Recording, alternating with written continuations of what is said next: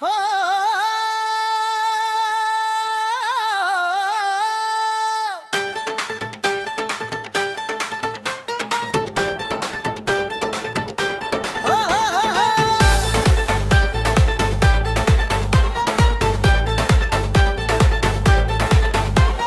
डोले दाए बाए कमरिया हिलावे, देख के तोरा सबके दिलवा मचल जावे। अखियां के इशारा जान ले गइल हो,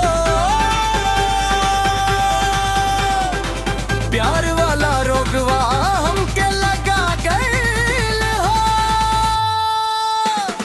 डोले दाए बाए नाचे पूरा गाँव, तोरे पीछे घूमे सजनवा बिहान साँझ। डोले दाए बाए छा गइल माहौल, तोरे बिना लागे सुनाई दिल के मोल।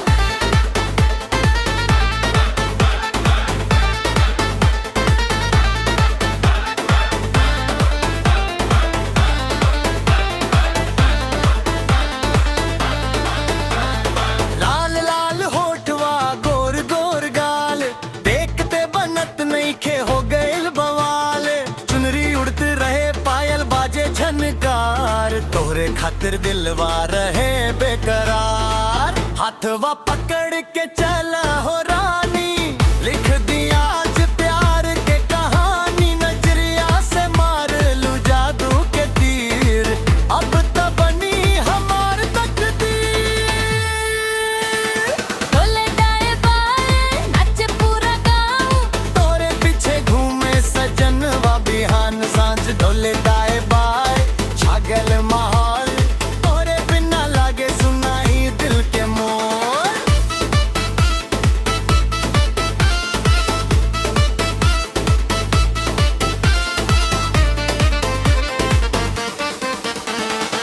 डीजे पर बाजे जब भी गाना, नाचे सगरी टोला मोहल्ला दीवाना।